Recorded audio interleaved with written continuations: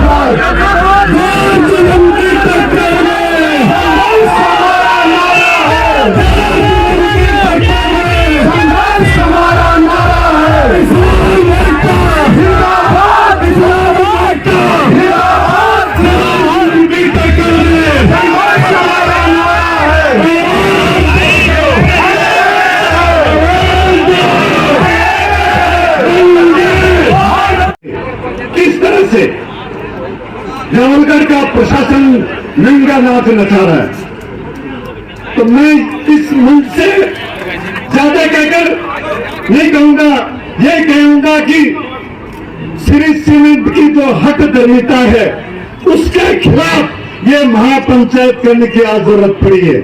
और उस महापंचायत में जो हमारे तथ्य पधारे हैं वो किसानों को उनके हक अधिकार के लिए न्याय दिलवाएं और किसानों की इज्जत आबरू को बचाएं और किसानों के हक अधिकार की लड़ाई को मुकाम तक पहुंचाएं ताकि किसानों को न्याय मिले।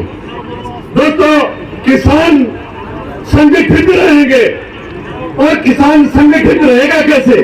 किसान संगठित रहेगा, किसान अपने आप को पहचानेगा और किसान नेताओं के आह्वान पे आकर के कंधा से कंधा मिला करके प्रजातंत्र में सहयोग करेगा। एक बार पुनः आप सभी बता रहे हैं, आपका मैं पुनः स्वागत करता हूँ। रखना और मुश्किलें कितनी भी हो हाथ उठाए रखना।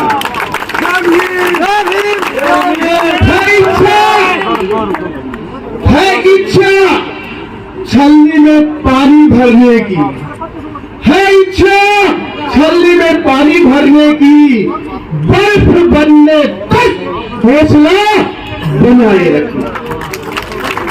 ये आपका संघर्ष का परिणाम है कि जो प्रदेश लेवल पे, राष्ट्रीय लेवल पे संघर्ष करते हैं, ऐसे लोग आपके इस आंदोलन को आगे बढ़ाने के लिए आपके बीच में यहां मौजूद है। ये आपके संघर्ष को सलाम है, क्योंकि सीमेंट फैक्ट्री जबरदस्ती पैसा दे रही है। अभी विजेंद्र भाई साहब ने बताया कि जो बिल्डिंग हो रही है उसका पैसा भी लिया ही नहीं है और वहां बिल्डिंग बन गई। अरे भाई साहब, जबरदस्ती है क्या? अंग्रेजों का आंदोलन है क्या? अंग्रेजों का शासन है क्या? लोकतंत्र है। यही क्यों आए ये लोग? क्योंकि यहाँ की मिट्टी में सोना था, धंधा करने के लिए आए हो, धंधे के हिसाब से बात करनी पड़ेगी, ऐसा नहीं करने आए हैं। आप क्या कहेंगे हमने इतना पैसा दे दिया? किस चीज का पैसा? अगर आप सोना लेंगे तो सोने का लगेगा पैसा, लोहे के भाव सोना नहीं लगना है, लोहे के भाव सोना नहीं बिकना है। और आपने क्या सोच दिया कि हम किसानों को खदेड़ देंगे? अरे भाई साहब, ये वो जिला है और ये वो तहसील है जो बॉर्डर पे जब एक बार दुश्मन के सामने सीना तान के खड़े हो जाते हैं लोग, तो इनको स्टैंड लेने की जरूरत नहीं होती है, बड़े बड़े देश कांपने लग जाते हैं। आपकी तो औकात ही क्या है? धंधा कर रहे हैं, धंधे के हिसाब से बात होगी, एहसान करने नहीं आए हो। और ये सरकारें है ना, ये कहना चाहते हैं इन कंपनी के प्रतिनिधियों से, उन नुमाइंदों से, उन राजनीतिक पार्टियों के नुमाइंदों से, ये सत्ता झुंझुना बच जाता है 5 साल में। सरकारें आती है, जाती है, बहुत आई, बहुत चली गई। इनकी सरपस्ती में अगर आप काम कर रहे हो तो पता नहीं आने वाले 6 महीने में आपके साथ क्या होगा। हम इन किसानों के साथ खड़े हैं, हम यही देते हैं। एक छोटी सी बात कह के, जुबैर भाई बार बार कह रहे समय कम है, मेरी एक छोटी सी बात, एक छोटी सी कहानी है, वो कह के मेरी बात को विराम दूंगा। किसी दूर जंगल में एक भयानक आग लग गई और उस जंगल के सारे जानवर उस आग को बुझाने के लिए कोशिश कर रहे थे। एक छोटी सी चिड़िया, तो जो मेरा भाई लास्ट में कहता है, उसी तरीके से एक छोटी सी चिड़िया भी और जंगल में दूर एक तालाब है, उसमें चोंच में पानी भर के और ऐसे ऊपर से डाल रही थी। और जो बाहर दूसरे नुमाइंदे खड़े थे वो कह रहे थे, चिड़िया कि इस पानी से ये आग नहीं बुझेगी, क्योंकि आग का लपट आग इतनी बहाव थी कि वो बूंद नीचे आने से पहले ही वापस लाश बन के उड़ रही थी। लेकिन प्यारे किसान साथियों, प्यारे युवा साथियों, आराम से वीडियो चिड़िया ने पता है क्या कहा? चिड़िया ने कहा, रे मेरे भाई साहब, इससे कोई फर्क नहीं पड़ता कि मेरे द्वारा डाला गया पानी से आग को बुझाने में कितना कामयाब हो रहा है। फर्क इससे पड़ रहा है कि जब कभी जंगल का इतिहास लिखा जाएगा, मेरा नाम आग लगाने वाले नहीं, आग बुझाने वालों में होगा, आग बुझाने वालों में होगा। 1 मिनट और मुझे या आज ही इसी श्री सीमेंट कंपनी से इन्हीं के किसी आदमी ने, वो किसान का बेटा है इसलिए उसने दी है ये लिस्ट। 30 ऐसे लोग हैं जो वहां के लोकल है। यहाँ एक साथी जो बैठे रहते हैं, सीआरपी के रिटायर्ड ऑफिसर है, वो कहते हैं जी हमें ये कहते हैं कि आपका 50 किलोमीटर 30 किलोमीटर का दायरा दूर होगा तो आपको लेंगे। दोस्तों, मैं मीडिया साथियों से कहूंगा, ये 30 लोग हैं जो मसूदा में जो इनकी फैक्ट्री है उसके 1.5 किलोमीटर दायरे में है, सिर्फ 1.5 किलोमीटर दायरे में है। और ये वो लोगों की लिस्ट है 30 जो ठेकेदार है, जो वहां के लोकल है, उनको वहां पे भी इन्होंने रोजगार दिया। यहाँ पे भी यहाँ के लोगों को रोजगार देना पड़ेगा। यहाँ की फैक्ट्री में यहाँ के लोग काम करेंगे तो मायूसी बजा देंगे। सरपरोशी की तमन्ना अब हमारे दिल में है, देखना है जोर कितना बाजुए का दिल में है। भारत माता की। और प्रधानमंत्री वीपी सिंह भी हमारे साथ थे। उसके बाद साबेरी गांव में भूमि अधिग्रहण का बड़ा मूवमेंट हुआ, जिसमें गुंडा एक्ट और अलग से तमाम कार्रवाई हमारे ऊपर हुई। लेकिन ये सारे आंदोलन, चाहे भट्टापार फॉर्म का हो, चाहे नंदीग्राम का हो, वेस्ट बंगाल में तमाम आंदोलनों के कारण कांग्रेस सरकार ने 2013 में 1894 का जो भूमि अधिग्रहण बिल था उसको बदला और 2014 से इस देश में नया कानून लागू हुआ। लेकिन दुर्भाग्य से मैंने यहाँ पता किया तो जो उसमें प्रावधान है सर्किल रेट का, जमीन का दुगुना और चौगुना मुआवजा देने का, शहरी क्षेत्र में दुगुना और ग्रामीण क्षेत्र में 4 गुना। लेकिन यह सर्किल रेट प्रशासन ने बहुत कम रखा गया, जिसके कारण और उसका मुझे लग रहा बहुत पहले से प्लानिंग होगी प्रशासन की और सरकार की कि यहाँ किसानों की जमीन को लूटना है, प्राइवेट तो सरमाएदारों को फेंकना। इसलिए सर्किल रेट में बढ़ोतरी नहीं की गई और सर्किल रेट में बढ़ोतरी न करने के कारण हमारे लोगों को मुझे मालूम चला कि यहाँ जो स्थानीय विधायक है उस स्थानीय विधायक ने पूरी ठेकेदारी ले रही है और 11 लाख रुपए में जमीन बेची जा रही है और यहाँ के किसानों को किसी को 4 लाख रुपए और किसी को 5 लाख रुपए बीघे का मुआवजा बंटवाया जा रहा है। ये जानकारी हम लोगों को प्राप्त हुई। तो हमारा एक संशोधन इसमें कहना है प्रशासन से और सरकार से कि क्योंकि 2 गुना जो सर्किल रेट है जो यहाँ नवलगढ़ शहरी क्षेत्र में और ये कॉमर्शियल उपयोग के लिए जमीन है, तो जो शहरी क्षेत्र में सर्किल रेट है प्रशासन उसको अप्लाई करे। सर्किल रेट को जो प्लॉट का रेट है, जो कोठियों का रेट है नवलगढ़ में, जो दुकानों का रेट है, जो कॉमर्शियल प्रॉपर्टी का रेट है, उस रेट के मुताबिक दुगुना जो भी रेट है बाजार का उससे दुगुना मुआवजा है किसानों को दिया जाए, ये हमारी मांग है। उसके साथ साथ जो पुनर्वास नीति है केंद्र सरकार की 2009 में देश में लागू हुई, उस पुनर्वास नीति के मुताबिक जो भी जमीन पर आश्रित है, चाहे वो भूमि वाला चाहे भूमिहीन है, क्योंकि जो लोग पशुपालन का काम करते हैं जिनके पास जमीन नहीं है वो लोग भी खेत में से उन्हीं खेतों से चारा लाते थे। जिन खेतों को लोगों ने एक्वायर कर लिया तो वो भी अपने भोग बनकर कहाँ से चराएंगे और कहाँ से पशुपालन का काम करेंगे, तो उनकी भी रोजी रोटी प्रभावित हुई है।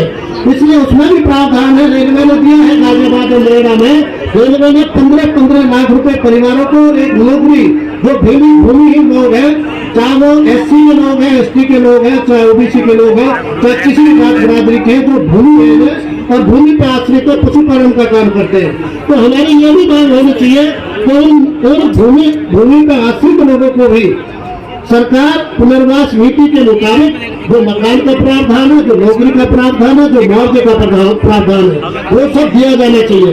ये जो चोर बाजारी चल रही है सरकार की और विधायक की, ये चोर बाजारी किसानों को भोले भाले किसानों को लूटने की इजाजत किसी भी कीमत पर दी नहीं जा सकती है। वहाँ चंद्रशेखर आजाद जी बैठे हैं, जो हरियाणा में अभी आंदोलन हमारी बहन बेटियों के खिलाफ चल रहा था, जो इस देश में बहन बेटियों की अस्मिता की जो लड़ाई लड़ी जा रही थी, उस लड़ाई के बीच में से आपके बीच में इसलिए पहुंचे हैं क्योंकि ये भी एक बहुत महत्वपूर्ण मुद्दा है। जब किसानों की जमीन छीन को उन्हें बेरोजगार करकर उसके साथ साथ जो लोग हमारे लोग गरीब लोग पशुपालन के काम में लगे उन लोगों को भी बेरोजगार करके दाने दाने के लिए रोटी के लिए तरसाने की जो षड्यंत्र रचा जा रहा है, उस षड्यंत्र के खिलाफ एक लड़ाई शुरू हो सके और राधेराम गुजारा साहब, चंद्रशेखर आजाद जी और हमारी बहन एक चैनल में ये तमाम लोग हैं, सब साथी संघर्ष के साथी हैं, सब लोग मिलाए। हमारी जब भी जरूरत पड़ेगी हम लोग आपके साथ कंधे से कंधा मिलाकर भीम आर्मी के सभी मजबूत साथी हैं, हम लोग इस लड़ाई को आर पार करने का काम करेंगे।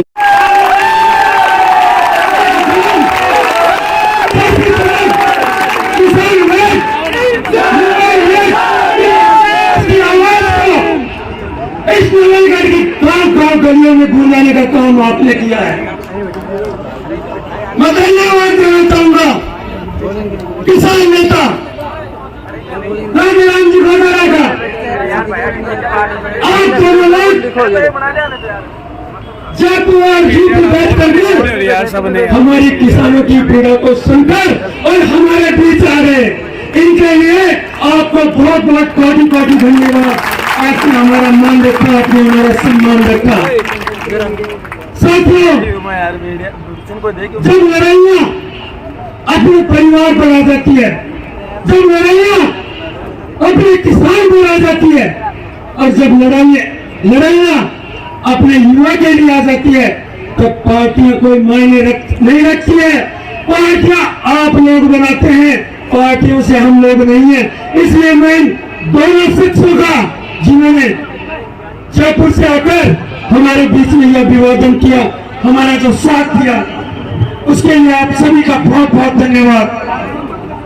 साथियों, मैं कहना चाहूंगा पिछले 4.5 महीने से इस सीमेंट कंपनी ने जिस प्रकार से यहाँ के किसानों को लूटने का काम किया, जिस प्रकार से हमारी बहन बेटियों को यहाँ पे खींच के मिट्टी पे खींच के गाड़ियों में डाला गया, वो दिन हम भूले नहीं है। मैं यहाँ के तमाम लोगों से ये कहना चाहूंगा कि जब किसान पे, जब युवा पे अगर कोई आंच आएगी, हमारे इस प्रकार के योद्धा ये तो एक चंद्रशेखर आजाद है, न जाने यहाँ आपके बीच में कितने चंद्रशेखर आजाद यहाँ आ जाएंगे और आपको जवाब देना मुश्किल हो जाएगा। आज हमारे साथ में जो वाक्य आज हमारे बीच में हुआ, हम हमारे नेताओं को लाने के लिए हमारी नवलगढ़ की सीमा पर पहुंचे। हमने बहुत अच्छे से इनका स्वागत किया, लेकिन आज जिस प्रकार से नवलगढ़ के प्रशासन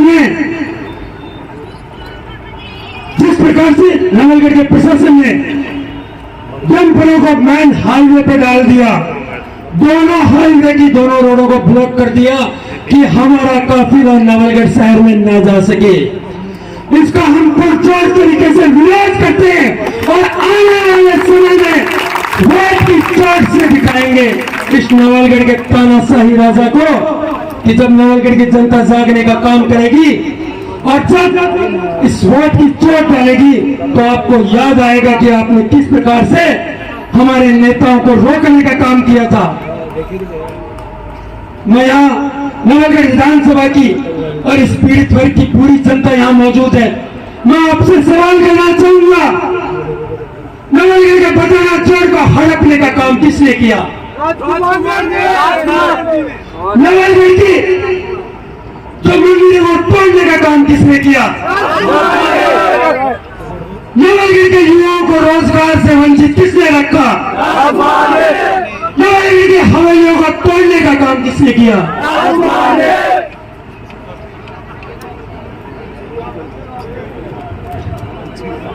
किसानों की जमीनों को लूटने का काम किसने किया?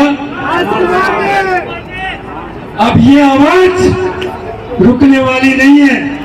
हो सकता है आपने काफी नंगा नाच रचा, आज जो किसानों का जो निवाला था, आपने बिचौलिया बनकर जो काम किया, आज इन्हीं का निवाला नवलगढ़ में श्री सीमेंट कप से नाम से चल रहा है। हमारे सामने एक प्रोग्राम चल रहा है जिसका दूसरा नाम है श्री सीमेंट कप। आप लोगों की जो जमीनों का जो निवाला था, इस श्री सीमेंट कंपनी के प्रशासन के अधिकारियों ने यहाँ नवलगढ़ के तानाशाही राजा से मिलकर वहां कब करा रही है और यहाँ किसान आप लोगों के बीच में बैठा हुआ अपने हक और अधिकार की लड़ाई लड़ रहा है।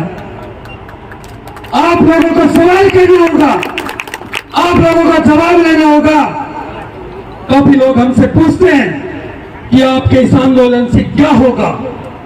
साथियों, मैं मानता हूं एक आंदोलन छोटे रूप में होता है और जब वो चिंगारी का रूप लेता है तो वो बहुत बड़ा हो जाता है। आज इस श्री सीमेंट कंपनी के अंदर नाम मात्र 125-150 किसान हैं, लेकिन साथियों मैं कहना चाहूंगा, बसौआ, बारवा, खिरोड़ और तमाम जो 3 फैक्ट्रियां आ रही है, आज हम लोग एक होकर इस कंपनी में जितनी रेट इन किसानों को दिलाएंगे, अपनी जो रेट है उस जमीनों में वहां से स्टार्ट होगी, न कि जो नवलगढ़ का विधायक तय करेगा वो स्टार्ट होगी। तो आप सबको एक जगह होना पड़ेगा, इस लड़ाई को लड़ने के लिए एक ताकत से लड़ना पड़ेगा। मैं एक और बात पूछना चाहूंगा नवलगढ़ की जनता से। अपने भाषण में नवलगढ़ का तानाशाही विधायक 36 कौम की बात करता है। क्या इन किसानों के बीच में 36 कौम नहीं दिखाई जाती? क्या इस जमीन में, क्या इस श्री सीमेंट के नीचे आने वाली जमीन में सैनी समाज की जमीन नहीं है? क्या राजपूत समाज की जमीन नहीं है? क्या जाट समाज की जमीन नहीं है? क्या यादव समाज की जमीन नहीं है? क्या योगी समाज की जमीन नहीं है? क्या मेघवाल समाज की जमीन नहीं है? तो ये लड़ाई किसी व्यक्ति विशेष की लड़ाई नहीं है, ये सारे समाजों की लड़ाई है और हमारे हक अधिकार की लड़ाई है। मैं ज्यादा समय इसलिए नहीं लूंगा कि आपके बीच में मैं हमेशा आता रहता हूं। आज हम अपने जो हमारे मुख्य अतिथि और मुख्य वक्ता यहाँ मौजूद है उनको सुनने के लिए आए। हम पिछले 10 रोज से यहाँ आप सबके बीच में लगे हुए हैं। आपने जो सम्मान दिया, जो इज्जत दी और जो हमारा जज्बा कायम रखा, उसके लिए बहुत बहुत धन्यवाद। मैं लास्ट में अपने शब्दों को, अपने कुछ शब्दों के बीच में यही विराम करना चाहूंगा। मैं कहना चाहूंगा, कलेजे के तीर को तकदीर बन जाते हैं, कलेजे के तीर तकदीर बन जाते हैं, इंसान के कर्म हाथों की तकदीर बन जाते हैं, कलेजे के तीर तकदीर बन जाते हैं, इंसान के कर्म हाथों के तकदीर बन जाते हैं। डरना है तो गरीब की बद्दुआओं से डरो, अरे डरना है तो गरीब की बद्दुआओं से डरो, वरना बड़े बड़े बादशाह भी फकीर बन जाते हैं, बड़े बड़े बादशाह भी फकीर बन जाते हैं। इन्हीं शब्दों में मैं आप सभी को नौलगढ़ का आंदोलन लंबे समय से चल रहा है। वसुंधरा जी ने इस जमीन को अलॉट किया था, उसके बाद कांग्रेस की भी गवर्नमेंट बनी, किसी ने भी आज तक किसानों की सूद नहीं ली है। जो कंपनसेशन मिलना चाहिए था वो भी नहीं मिला। जमीन के बदले जमीन मिलनी चाहिए थी, यहां से उजाड़ा तो दूसरी जगह स्थापित करना चाहिए था। जिनको उजाड़ा उन परिवारों को हर परिवार से एक एक नौकरी मिलनी चाहिए थी। लंबे संघर्ष के बाद भी आज तक कोई सुनवाई नहीं हो रही है। आज विधायक ये प्रोग्राम हो रहा है, इस प्रोग्राम की काट के लिए दूसरा पैरेलल प्रोग्राम रख के इस क्षेत्र की जनता को डिवाइड करने का काम किया है। इसके पूरे परिणाम होंगे। मैं तो यही विश्वास दिलाता हूं, क्योंकि हमारे जो नेता है उनको सुनना भी है, वो जल्दी है, उनकी प्लेन का टाइम भी है। जिला परिषद में इस बार जो मीटिंग होगी आपकी आवाज को पुरजोर से उठाया जाएगा, राज्य सरकार के पास प्रस्ताव भिजवाया जाएगा। जिस भी तरीके का हमारी तरफ से जो सहयोग होगा हम आपका सहयोग करेंगे। किसानों के हक अधिकार को बचाने के लिए आखिरी दम तक लड़ाई लड़ेंगे। आप सब लोगों ने बोले। और आपको एक चीज बताऊं मैं, आप ध्यान से सुनो मेरी बात, अपने और पराये को पहचानो। अगर झूठे यहाँ बैठ के सुन के चले जाओ कोई मतलब नहीं निकलेगा।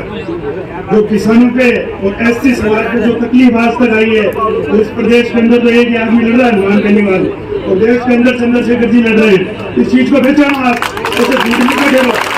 ये जो तकलीफ में जो वो तो आपके जीते एमएलए ने आप दो को पीता हुआ है मेरा विश्वविद्यालय के अंदर, तो मेरे को एमएलए बनने का शौक नहीं है। समझो बात को, तो सही बात सुना है, सही बात जो कह रहे हैं इस बात को आप समझो। आपको दो तीन बातें कहूँगा, आप बड़े ध्यान से सुनो।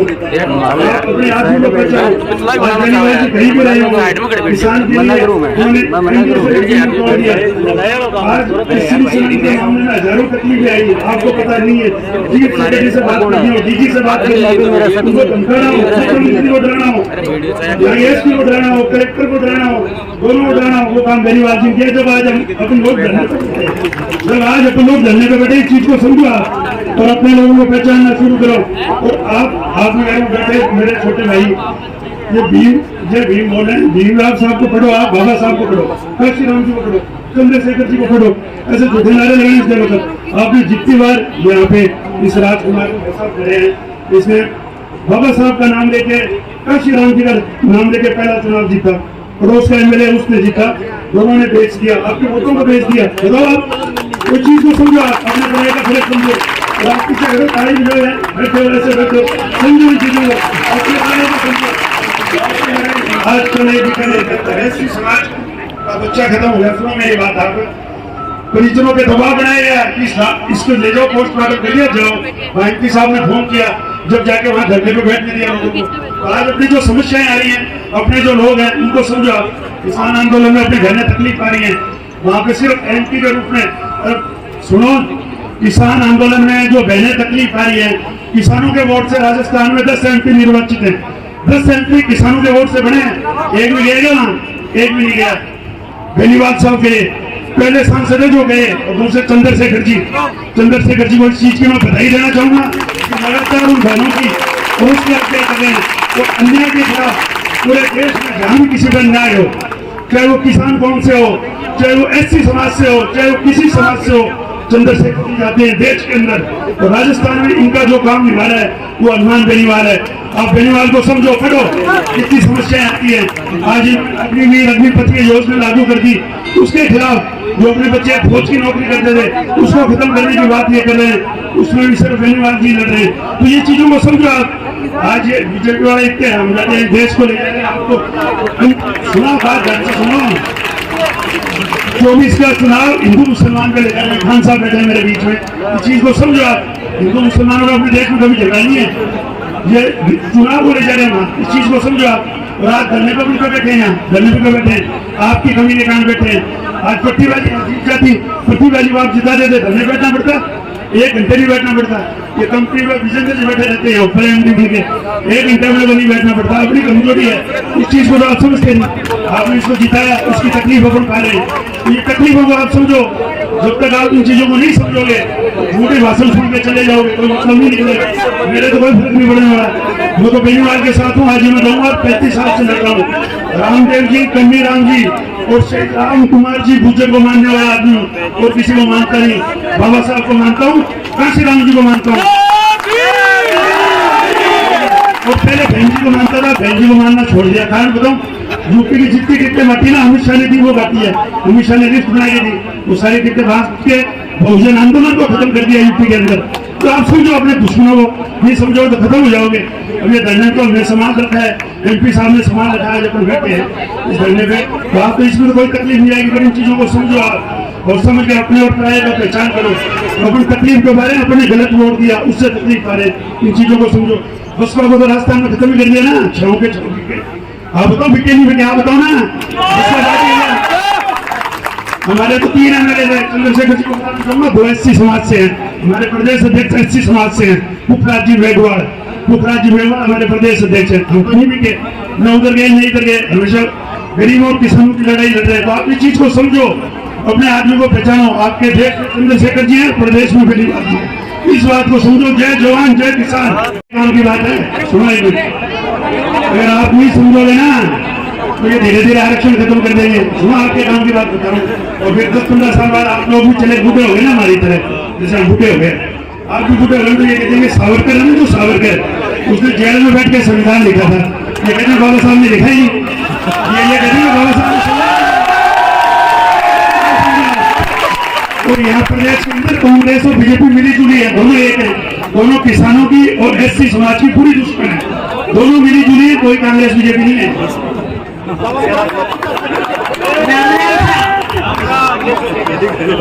भाई चंद्रशेखर जी, राधे राम जी, सतपाल जी, अनिल जी और यहाँ के जितने भी भीम आर्मी के लोग हैं वे सब, और यहाँ सामने विराजमान, और यहाँ की किसान संघर्ष समिति जो काफी टाइम से अपनी जायज मांगों के लिए धरने पे बैठना पड़ रहा है। लगता है हिंदुस्तान की और राजस्थान की अब ये परिपाटी बन गई है। दिल्ली में हमारी पहलवान बहनें मेडल आसानी से ला सकती हैं, लेकिन हिंदुस्तान में न्याय नहीं ले सकती। वही हालत राजस्थान में, यहाँ का किसान अपनी जमीन का जायज मूल्य भी नहीं ले सकता है। एक हमारे लिए नागनाथ है और एक सापनाथ है, हमें बीच का रास्ता सुनना होगा। किसान और कमेरे एक मुट्ठी बना लें, ये 5 अंगली अलग अलग कुछ नहीं कर सकती, मगर जब ये भूसा बनाती है तो अगले का जबड़ा तोड़ देती है। नहीं तोड़े तो आप लोगों के बीच में मैं 25 साल से बनी रही, और कहीं मैंने काम के पत्थर नहीं लगवाए, लेकिन हर गांव के अंदर हर ढाणी में मेरा काम आज भी बोलता है। इस गोठरा गांव की जमीन पे भी पानी के लिए मैंने 5 कुएं बनवाए, नहीं बनवाए हो तो आप कह दो। गोठरा के भी बहुत लोग यहाँ पे बैठे हुए हैं, बनाया को नहीं बनाया। तो मेरे कहने का मतलब ये है, जो आपकी सेवा करे उसको आप नहीं समझे। भीम आर्मी के चंद्रशेखर भाई के लिए जितना कहा जाए उतना कम है। मैंने 2-3 मंच जयंत जी और चंद्रशेखर जी के साथ साझा किए थे। सर छोटू राम जी की जयंती थी, एक हमारा सीकर में प्रोग्राम था, उसके बाद में दिल्ली में महिला पहलवानों के समर्थन के लिए दिल्ली गई और वहाँ चंद्रशेखर से भाई से बात हुई और ये बात हुई कि यदि किसान और कमेरा वहाँ हो तो जो यहाँ पे आतंक मचा रखा है हमारे जनप्रतिनिधि, उससे हम छुटकारा पा सकते। ये मैंने विचारणीय बात की। ये हमें एक होना पड़ेगा। ये जो बनेगा उसका इतना सुख नहीं है। आप लोगों के लिए, बहुसंख्यक लोगों के लिए कितनी, ये तो भंवर सिंह जी को भी बदबू आ गया। यदि मैं गलत कह रही हूँ तो आप बता दो। पहले लोग कहते थे कि भंवर सिंह जी को नहीं आ रहे, बहुत बुरा आ रहे हो, विश्व बुरा आ रहा वो, क्योंकि विश्व भी बुरा कर्म करे। मैं कह रहा हूँ तो बताओ, जमीन इको तो पेट ही को नहीं करे, इको तो केवल सारो कतो बड़ो पेट है जो खाया ही खाकी सारे की निगाह तो नीचे हो है। वो बेशर्मो तो दांत काट के सामने बीएसपी चुनाव लड़ा और बीएसपी को बेच के कांग्रेस में चला गया। आपके पास मौके बहुत हैं, इसकी थोड़ी रगड़ दो। लेकिन एक अंधा आदमी दरवाजा ढूंढ रहा, अब वो हाथ घुमा घुमा के ढूंढेगा और जैसे ही दरवाजा आवे वो टाँट कुचल ले। तो वोट के दिन तो दे टाँट कुचल लो जनाई की के झक मारी जाएगी। वो तो ही रोबी का भाव वो अपने को ऊपर। और जो अभी मनीष भाई ने बातें कही थी, नहीं ये मजाक की बातें नहीं है कि धीरे धीरे जैसे सावरकर जी को स्वतंत्रता सेनानी बना दिया, वैसे भीमराव जी का नाम भी ये लोग कि उन्होंने इतिहास, ये हमारा संविधान नहीं लिखा था ऐसा। मैं बहुत देर तक चंद्रशेखर भाई से बातचीत हुई थी। नवलगढ़ के भविष्य को, यहाँ के युवाओं को, बुजुर्गों को, माताओं को, सबको लेके मैं हमेशा चिंतित रहती हूँ और प्रचार करके काम करने का काम मैंने पहले कभी नहीं किया। मैं महिला पहलवानों के समर्थन में गई, उनके साथ कहीं पोस्ट की हो तो आप बता दो। ये मेरा तरीका नहीं है, मैं चुपचाप तरीके से काम करती हूँ। आज आप लोगों को इससे भी चौगुनी ताकत में इकट्ठा होकर जवाब देना चाहिए। इसलिए हम फिर दोबारा एक बार बड़ी मीटिंग करेंगे और ईंट का जवाब पत्थर से देंगे। जो आज चंद्रशेखर भाई की इज्जत की, उसमें गुस्ताखी जो की है, यहाँ के प्रशासन ने आगे जाने नहीं दिया, आने नहीं दिया, तो ये काम तो जो मरता आदमी होता है वो करता है। जिस आदमी की जमीन सरक जाती है वो इसी तरीके से करता है। ये सिलसिला सीमेंट कंपनियों का बीजेपी के राज में शुरू हुआ और उसके बाद कांग्रेस के अंदर ये जो पौधा लगा था बीजेपी के राज में, कांग्रेस में ये बढ़ के पेड़ बन गया और आज इसके फल जो है आप और हम तो बैठे हैं और ये विधायक खा रहा है। नहीं खा रहा हो तो बता दो। ये हो रहा है।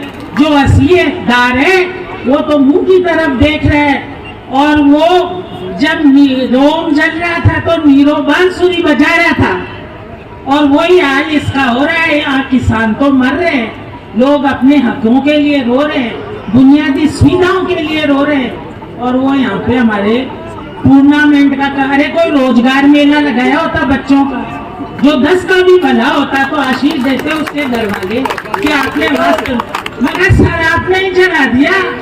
एक गिंडी बल्ला खिला खिलाई बड़ो तो बाढ़ पड़ गई, ये बाढ़ ने उतारो और नागनाथ और सापनाथ दोनों बचो और भाई चंद्रशेखर जी की पार्टी ने जीता।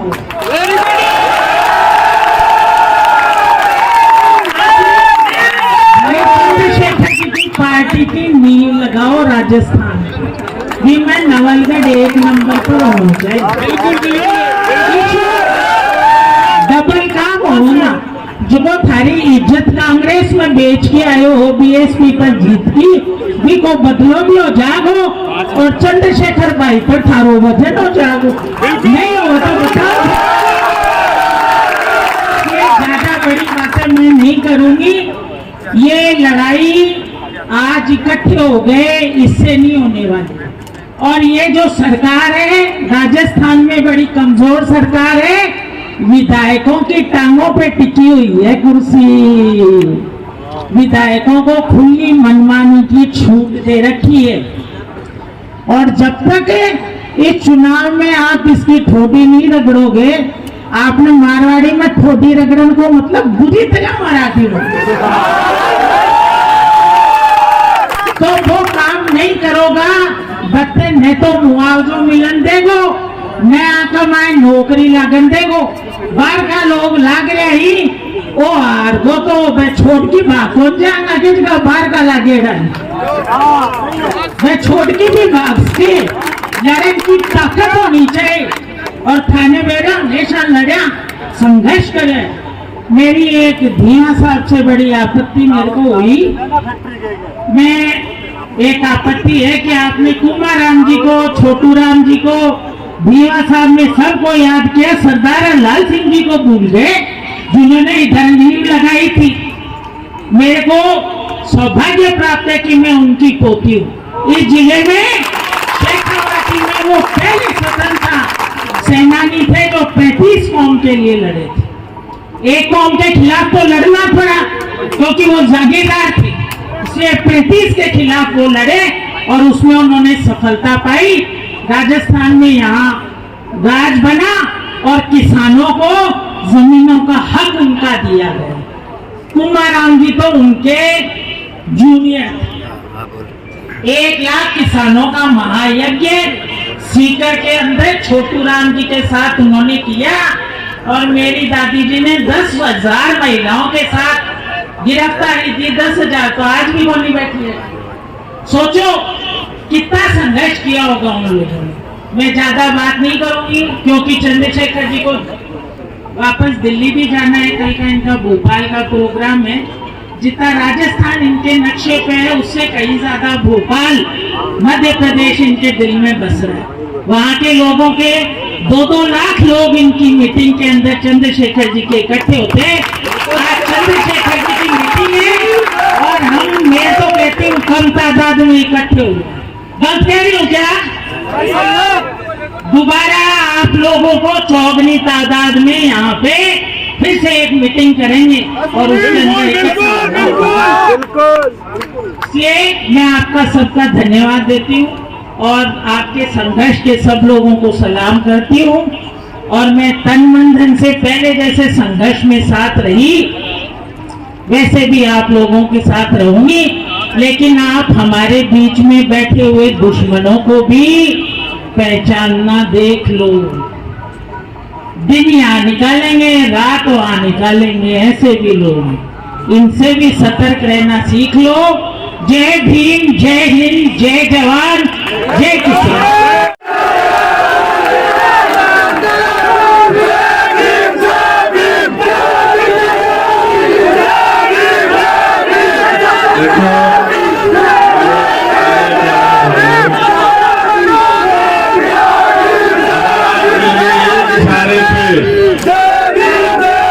अगर आप मेरे एक इशारे पे नहीं चलोगे तो मेरी ताकत कम हो जाएगी।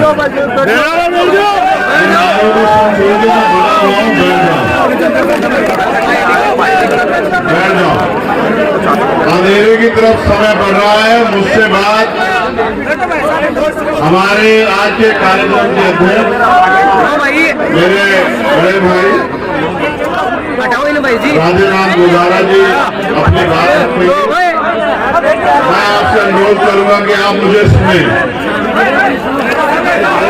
जब आप मुझे सुनेंगे और मेरे द्वारा कही गई बातों पे खड़े हो जाएंगे, आप ये समझ लो कि यहाँ के किसान इस लड़ाई को जीत जाएंगे। तो मैं आपसे आग्रह करूंगा, बैठ जाओ। ये काम पत्रकार साथियों को, ये काम पत्रकार साथियों को कुछ समय बाद करेंगे। आप यहाँ के लोग बैठो, आपको देखिए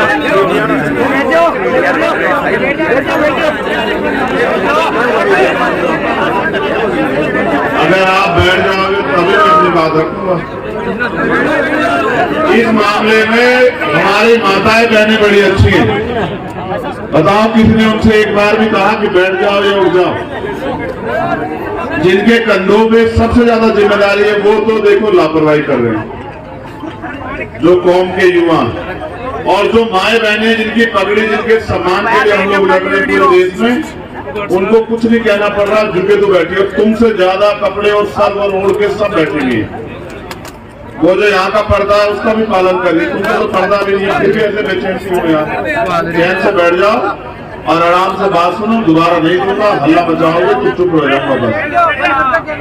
मैं सर्वप्रथम समय समय पे संत गुरु महापुरुष जो जन्मे हैं, मैं उनको नमन करता हूँ। और यहाँ उपस्थित नवलगढ़ की सम्मानित जनता, क्षेत्र से आए सम्मानित लोग, हमारी माताएं बहनें, बुजुर्ग, नौजवान साथी, और इस मंच पर उपस्थित हमारे भीम आर्मी आजाद समाज पार्टी के सम्मानित नेतागण, यहाँ की जो संघर्ष समिति है, आयोजक समिति है, मैं उनका भी बहुत बहुत धन्यवाद देता हूँ। भाई राजेश जोया जी, प्रदीप चंदेल जी, गोविंद गोयल जी, रवि मरोडिया जी, सुनील प्रदीप रॉयल जी, बहन अलका राठी जी, जिलाध्यक्ष महिला मोर्चा। हमारे साथ सम्मानित किसान नेता आए थे दिल्ली से, कहीं पीछे रह गए हैं, भाई पुष्पेंद्र चौधरी जी, हमारी पार्टी के प्रभारी भाई सत्यपाल चौधरी जी, हमारी भीम आर्मी के प्रभारी हमारे नेता भाई अनिल धेनवाल जी, प्रोफेसर राम लखन मीणा जी जो हमारे प्रदेश के अध्यक्ष हैं, हमारे सम्मानित नेता जो मेरे साथ चल के आए भाई राज नेहरा चौधरी जी, अमरचंद हरसोलिया जी, मोहनलाल बैरवा जी, और इस क्षेत्र के पूर्व विधायक बहन प्रतिभा सिंह जी, और जिनके कारण मुझे आने का मौका मिला, मेरे बड़े भाई पिछले 8-10 साल से हमेशा मेरे दुख सुख के साथी रहे, हमेशा मेरे लिए अपने मन में अच्छे विचार और मेरी हर समस्या के साथ खड़े रहे। बड़े भाई राधेराम बोदारा जी का भी मैं धन्यवाद देता हूं कि उन्होंने मुझे यहां बुलाया। देखो, आपने मुझे तलवार भेंट की, मैं इसको इसलिए लेके आया कि आप इसको देख लो। मैं इसको मना कर रहा था अपने भाई को कि मुझे मत दो। इसका एक कारण, ये आज भारत लोकतांत्रिक हो गया है, तलवार से कोई लड़ाई नहीं जीत सकते हम लोग। अगर तलवार से जीतते तो यहाँ पे बैठते थे भाई, जंग लगाने को थोड़ा ही दोगे तुम मुझे, इसे समझ रहे हो? समझ रहे हो? तलवार से कोई लड़ाई नहीं जीती जा रही। भारत लोकतांत्रिक देश है, संविधान है। जिनके पास कलम की ताकत है, ये कलम उनका राज है, जिनका राज है वो कोई धरना नहीं करते।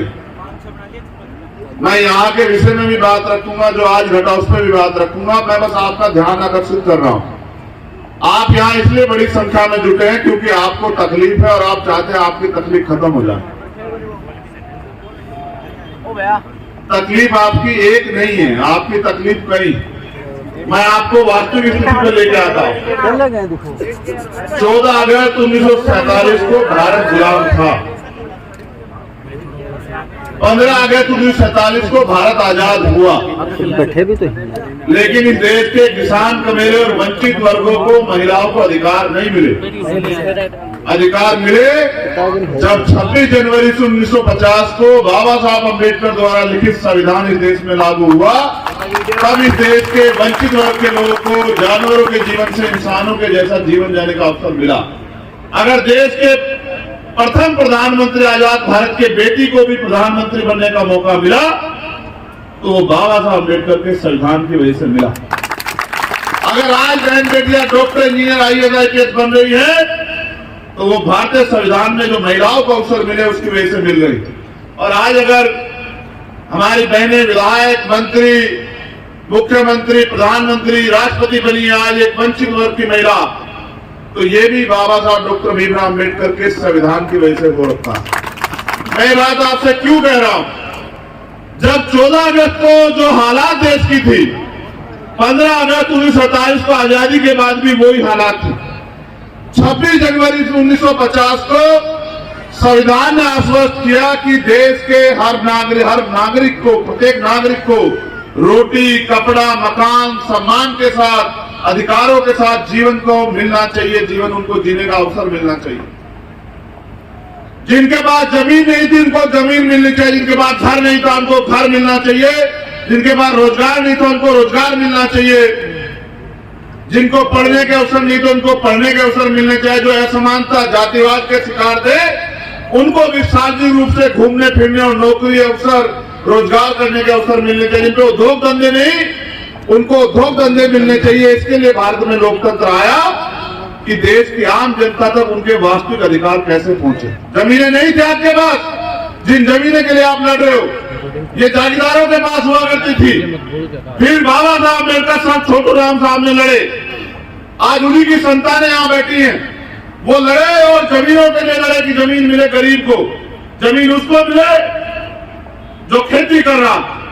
और फिर भूमि जमींदारी आंदोलन हुआ, जमींदारी जो कानून था वो खत्म हुआ, कमजोर वंचित वर्ग के लोगों पे जमीन आई, तब आपने खेत में हल चलाया। और आज उन जमीनों को जो आपको आजादी के बाद मिली, उनको एक सरकारें छीनने का काम कर रही। और इनका एकमात्र मकसद ये है, आप नहीं समझ रहे हो, कि जो रोजी रोटी चैन से किसान का मेरा खा रहा है, उनकी रोजी रोटी भी छीन लो, वो लेबर क्लास बन जाए, बड़े बड़े धन्ना से पूंजीपति, इनकी फैक्ट्रियां लगे, इनके बड़े बड़े व्यापार लगे, इनके बड़े बड़े मॉल बने, और आपको हर एक चीज के लिए इनके पास गिरवी रखना पड़े अपना घर बार, और इनके यहां जाके आपको रोटी मांगनी पड़े। एक किसान पैदा करता है बंजर भूमि को। मेरे पिताजी प्राइमरी स्कूल के हेडमास्टर थे और उन्होंने मुझे सिखाया, वो खेती भी करते थे, रात को जाके पानी देते, तब जाके फसल पैदा होती। फिर प्राकृतिक मार है, फिर चोर भी ले जाता है, तमाम तरह की मुसीबतें हैं, उसके बाद फसल तैयार होती है। एमएसपी की कोई गारंटी नहीं। आप लड़ रहे हो, आपकी जमीन छीन गई, किसकी वजह से छीनी आपको नहीं पता। मैं तो नवलगढ़ की जनता पे वो कर रहा हूं भाई, मेरी बात पे गौर करना आप सब लोग। लोकतंत्र का मतलब ये है कि जिनकी ज्यादा संख्या उनका राज होगा, जो बहुसंख्यक लोग हैं उनका राज होगा। यही तो लोकतंत्र है ना, कि जिनकी वोट ज्यादा होगी उनका राज होगा। आपने तो सबसे बड़ी लड़ाई कमजोर ये कर दी कि जिनके 10,000 वोट है उनका विधायक बन रहा है, जिनके 80,000 वोट है वो बैठ के तमाशा देख रहे। देखो क्या किया आपने। मैं ये नहीं कह रहा कि दूसरे लोग नहीं बन, सब बन सकते हैं, लेकिन आप ये बताओ, अगर दुश्मन के हाथ में औजार दोगे तो आपका इलाज करेगा नहीं करेगा, बताओ। करेगा। अब आज उसी के लिए तो परेशान हूं मैं वापिस आता हूं। मैं जब आ रहा था, हमारे साथी यहां से भी कह रहे थे, एक साथी हमारे बड़ी अच्छी बात की उन्होंने, ये कह देंगे कि संविधान बाबा साहब ने नहीं लिखा है, संविधान तो क्या नाम बताया उनका, ए भैया छोड़ो वीरवार मत बताओ, सुनो, बाबा साहब अम्बेडकर की औलादे जिंदा हैं, इतिहास नहीं भूगोल में बदल रहा है। भूगोल ऐसे गुंडे मवाली बहुत देखे हमने, समझ रहे हो। हमारा मन नहीं था जाने का वहां, तुम्हें सच बता रहे, हम किसान कमेरे के औलादे, हमारा मन नहीं था वहां जाने का, इसलिए जाने का मन नहीं था, आपके बीच में आने का मन था। वरना भाई लोग यहाँ बैठे हैं, अगर जाने का मन होता तो वो क्या वो डंपर वंपर लगाए थे, वो डंपर वंपर पलट के जाते भी मांगने, आप जानते हैं। यहाँ जो बैठे वो जानते, मैंने कहा कि रुक जाओ, तुम्हें लगता है कि हम आजाद हैं, है या नहीं है? तुम्हें लगता है ये डंपर रोक लेंगे क्या हम? सुनो, हम यहाँ आए क्यों हैं, हमारा असल मकसद वो नहीं है। भाई ने बताया जब मेरी बात की शुरुआत कर रहे थे कि मैं माल्यार्पण का विरोध नहीं, मैं माल्यार्पण का विरोध नहीं करता, मैं माला पहनने का विरोध करता हूँ। माल्यार्पण तो मैं अपने महापुरुषों करता हूँ, इसलिए करता हूँ, उनका कर्ज है हमारे ऊपर, उन्होंने हमारे लिए बलिदान दिया है, वो हमारे लिए लड़े, संघर्ष किया, एक एक अधिकार के लिए जो आंदोलन किया, लाठियां खाई। हम क्रांतिकारियों के बच्चे हैं, हमें इस बात पे फख्र है देश में, किसान कमेरे पे उड़ाते हैं।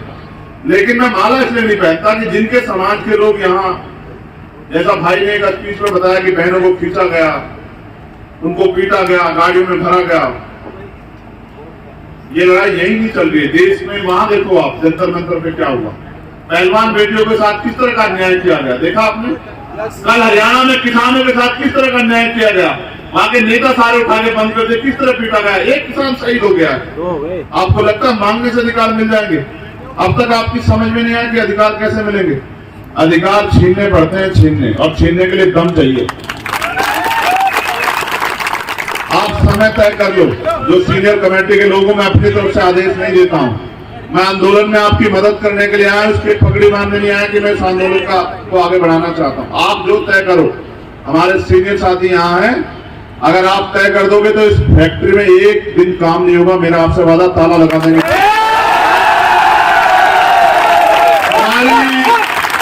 हमारी जमीन आपको नहीं पता किस भाव दी है सरकार ने, अब किस भाव खरीदी जा रही है, आपको नहीं पता किस भाव देनी चाहिए थी, आपको नहीं पता कि क्या मुआवजा होना चाहिए था, सर्किल रेट क्या है, और किस तरह से सरकार के इशारे पे सर्किल रेट कम किया हुआ है, जिससे कि इनकी जमीनें, किसानों की जमीनें जो संविधान से मिल गई है, इनको लोग हड़प लें। और आपको नहीं पता कौन कौन से लोग प्रभावित होंगे, जिनके खेत हैं वो तो किसान प्रभावित होगा, लेकिन जिनका घर चलता है खेती से, जो खेती से जुड़े लोगों से जुड़े हुए हैं, चाहे वो लोहे का, लकड़ी का काम करने वाला साथी हो, चाहे जिनके पशु पलते हो, या जिनको छोटा मोटा लकड़ी का रोजगार हो, वो सब इनसे प्रभावित होंगे। आप नहीं समझ पाए, इस देश के किसान कमेरे जब तक एकजुट नहीं होंगे, इस देश के किसान कमेरे जब तक भाईचारा स्थापित नहीं करेंगे, इस देश के किसान कमेरे जब तक कागज लेके दूसरों के नेताओं के आगे खड़े रहेंगे, हर सरकार के आगे, तब तक आपको अधिकार मिल ही नहीं सकता। इस बात को आप याद रखो। जो किसान फसल के लिए इतनी मेहनत करता है, धरती का सीना चीर के और दिन रात जाग के तमाम तरह की मुसीबतें सह के फसल पैदा करता, वो आज तक नहीं समझ पाया कि वो इस देश में जब तक अपनी राजनीतिक ताकत नहीं बनाएगा, तब तक उसको कागज लेके या इस तरह के आंदोलनों का सामना करना ही पड़ेगा। और जहां जिस दिन ताकत बना लेगा, उस दिन उसकी फसल की भी गारंटी मिलेगी और कोई तानाशाह की जमीन पे को जबरदस्ती एक्वायर नहीं कर पाएगा। अगर आपको ये जमीन अपने हिसाब से जो मुआवजा आप चाहते हैं वो करनी है, तो फिर आप ये भी तय कर लो। मेरे लोग तो इसे अपना अपमान मान लेते कि भाई उन्होंने जाने दिया, भाई सरकार उनके नहीं जाने देंगे। तुम्हारी सरकार है क्या? लोकतंत्र में वोट की शक्ति सरकार के लिए, सरकार उनके नहीं जाने देंगे तो नहीं जाने देंगे। मगर हम वहां जा क्यों रहे थे आपको पता है? हम वहां शहीद आजम सरदार भगत सिंह जी को नमन करने के लिए जा रहे हैं, जिनकी वजह से ये मुल्क खड़ा हुआ, जिन्होंने हंसते हंसते फांसी के फंदे चुने। हम बाबा साहब अम्बेडकर जिन्होंने संविधान लिखा, आज ये जो इस सरकारी इंस्टीट्यूशन है, पुलिस के लोग हों, ये प्रशासन के लोग हों, ये एमपी एमएलए बनते, जिनकी वजह से बंगले संविधान की जिन्होंने उनको लिखा, हम उनको नमन करने जा रहे। हमारा अपमान थोड़ा किया है, इस देश के उन महापुरुषों का अपमान किया जिन्होंने इस देश के लिए बलिदान दी।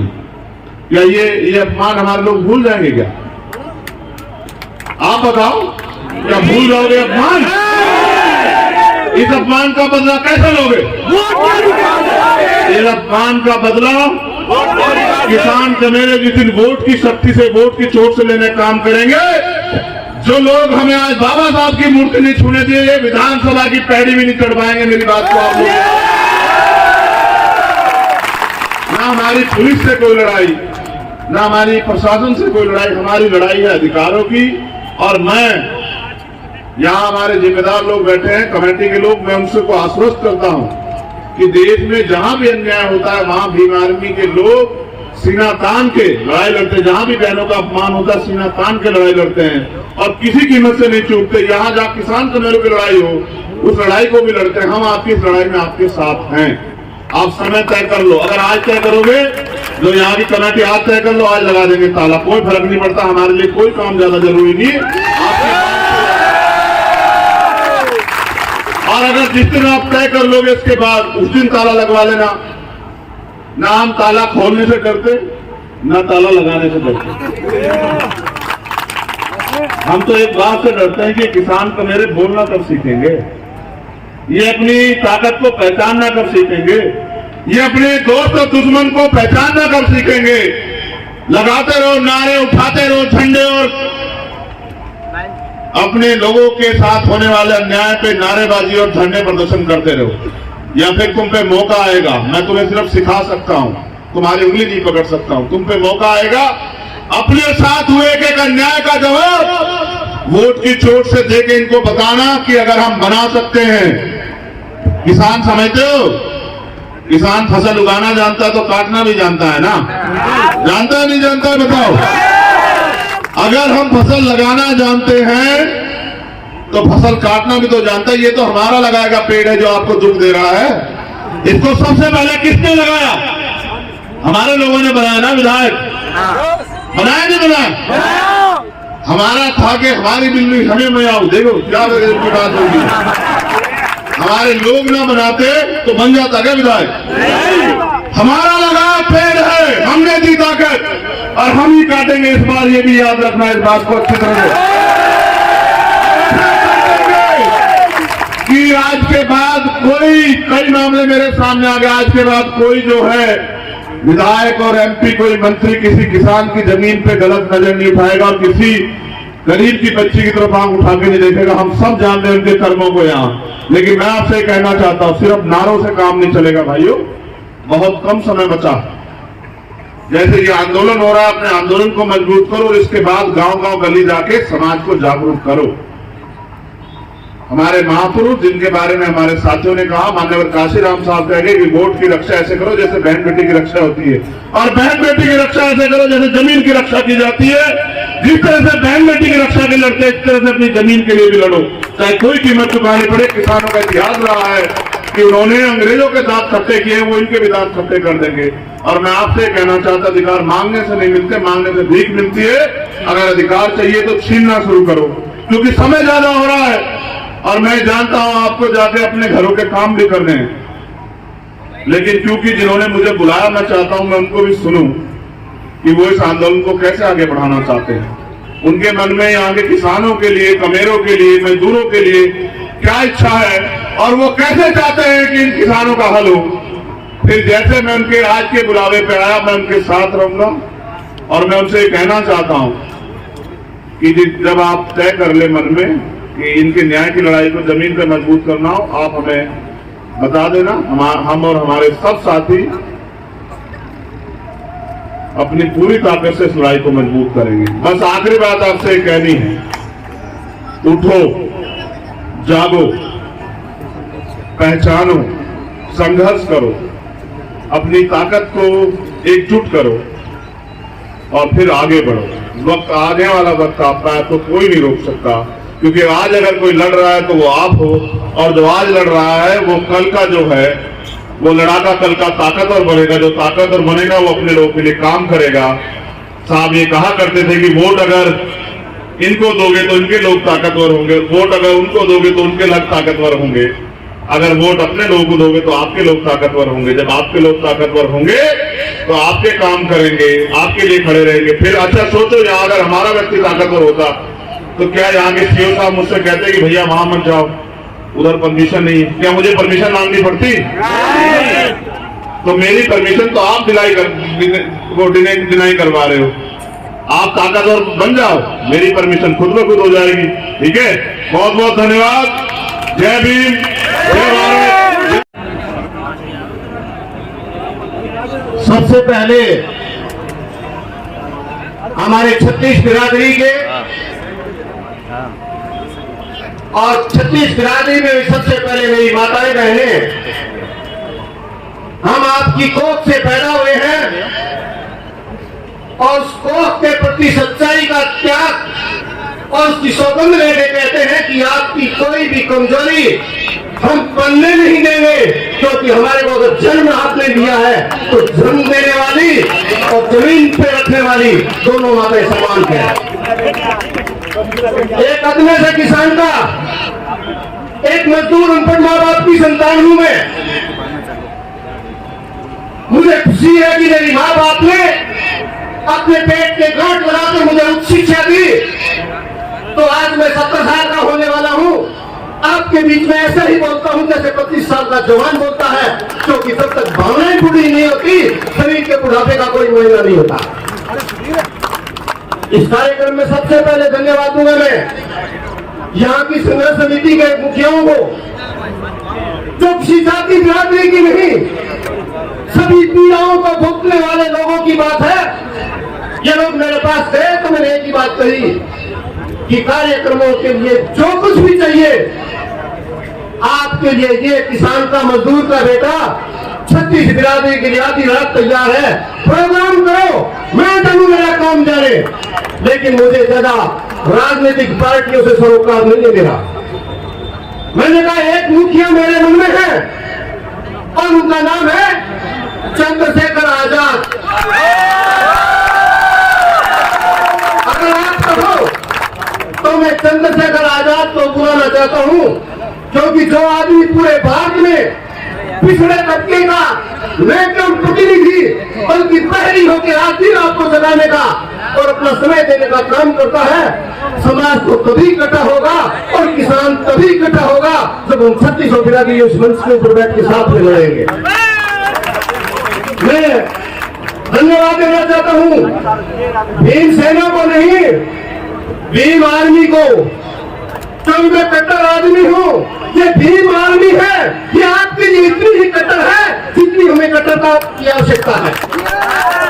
मैं युवाओं का, भीम आर्मी के बैठे पदाधिकारियों का दिल की गहराइयों से स्वागत करके उनको चौकन्ना करना चाहता हूं कि जब आप नारा लगा रहे थे कि जय भीम, तो मैं भी बहुत जोर जोर से कर रहा था। जब तक हम भीम का स्वागत नहीं करेंगे कुछ भी नहीं होगा, कानून भीम ही ने बनाया है। पिछली बार मुझे कुछ एक लोग कह रहे थे कि आप ओबीसी के हो और हमें SC/ST पदोन्नति में आरक्षण लेता है और हम नहीं लेने देंगे। मैंने उनको कहा, अरे थोड़ी बहुत तो समझदारी रखो, भारत के संविधान को पढ़ा है क्या? भारत के संविधान के अनुच्छेद 340 में बाबा साहब अम्बेडकर ने अनुच्छेद 340 में सबसे पहले अन्य पिछड़ा वर्ग को माना था, उसी के अंदर SC/ST है। अरे अपने भाई से, अपने उसी विचारधारा के, उसी आर्थिक स्थिति है, उसी सामाजिक शैक्षणिक स्थिति के कमजोर आदमी का अगर आप विरोध करोगे तो फिर आपकी लड़ाई तो पहले ही दिन फेर हो गई। इसलिए मन गंगा उस व्यक्तित्व का जिनको सड़क पर चलने नहीं दिया करते थे लोग और जिनको थूकने नहीं दिया करते थे, आज उनके वो हमारे ऐसे पुरखे थे, आज हम उनकी जाइंदा वैचारिक संतान है, उनके हम महिला मंडन नहीं करते, हम उनको सच्चे रूप में उनको मानते हैं और उनके आदेश के लिए प्राण देते हैं। साथियों, इस कार्यक्रम में बहुत मुखिया है, लेकिन मैं फिर भी कहना चाहूंगा कि यहाँ जो श्री सीमेंट संघर्ष समिति के पदाधिकारी प्रताप पुनिया जी है, राजेश है, मैं कहना चाहता हूँ सरपंच साहब यादव साहब हैं, सरपंच साहब शेखावत जी हैं, 3600 बिरादरी के जो लोग अपने बीच में हैं, हम लोगों को एकजुट होकर आज दो ही बातें करनी है। और दो बात क्या करनी है? सबसे पहले हमारी जमीन का हक लेना है हमें, और क्योंकि मैं मजदूर किसान का बेटा हूं, हमारे पड़ोस में नाथी बुआरा करती थी, कुमार जाति की थी, उसके पति ने 5 बीघा जमीन बेच दी। वो हमारे गांव में आके मेरी माँ के पास रोया करती थी कि मैं जाऊं कहां, दूसरे गांव में मेरा दिल नहीं लगता, ये नाथी बुआएं कहां जाएगी। मैं पूछना चाहता हूँ सरकार को, की गंगड़ी सरकार को, अरे आपको उद्योग लगाने हैं, चित्तौड़ में बहुत ज्यादा जमीन है, चित्तौड़ में इतने ऊंचे ऊंचे पहाड़ है कि आप उनके ऊपर सीमेंट की फैक्ट्री लगाइए नौलगढ़ में। अगर आपने लगा ली तो हमारा रुपया क्यों नहीं दिया? यहाँ का स्थानीय विधायक जो अपने को राजकुमार कहता है, शायद चंद्रशेखर जी को ध्यान नहीं है, ये राजकुमार ही है। पूरे भारत के अंदर जब से मैंने सूझबूझ पकड़ी है, पूरे भारत में जो केजरीवाल हमेशा कहा करते थे कि प्रजातंत्र का मायना लोकराज होता है और लोकराज लोकलाज से चलता है। और हमारे बड़े विधायक ने तो लोकराज सारी छोड़ दी, कहां जाएंगे हम सारे लोग? चंद्रशेखर जी कह रहे हम दिल्ली में लड़ाई करें, इस नवगढ़ में भी लड़ाई की आवश्यकता है। भारत में 1000 पुरुषों के पीछे 952 महिलाएं आती है, यानी 48 हमारे रहते हैं। और हमारे राजकुमार ने 5 क्या कर रखे हैं, वहां तो 47-48 हमारे रह जाएंगे। जो राजकुमार है क्या राज साहब, मैं पूछना चाहता हूँ, अखबार में 20 दिन पहले आया है, मैं उन लोगों के साथ हूँ और आप साथ है कि नहीं बताए, हाथ खड़ा करके बताए कि यह सामाजिक आदमी आपको क्या न्याय दिलाएगा। अभी मेरे को रास्ते में रोका पुलिस वालों ने, मैं इस व्यवस्था का भाग रहा हूं। जो आप पुलिस के मेरे भाई खड़े हो, आपकी व्यवस्था के साथ हम सभी लोग हैं। हमारी बहन एससीएम बैठी है यहाँ, वो पिछड़ा तबके का प्रतिनिधित्व करती है और मैं पढ़ाई करना चाहता हूँ कि हमारे मांगने से उन्होंने तुरंत हमें आज्ञा दे दी कि आप किसान सम्मेलन करो। जहां की पुलिस ने हमारा सहयोग किया, लेकिन पुलिस कितनी देर सहयोग करेगी जब यहाँ का जो शासक है उनको यह पता लगा कि 500 गाड़ियां जुलूस में है तो आगे डंपर लगा दिए। हमारे आगे तो सदा ही सड़कों पे डंपर लगे हैं और गांव में छोटे खड़े रहते हैं, हमें इनका कोई डर नहीं है, लेकिन हम कानून मानते हैं।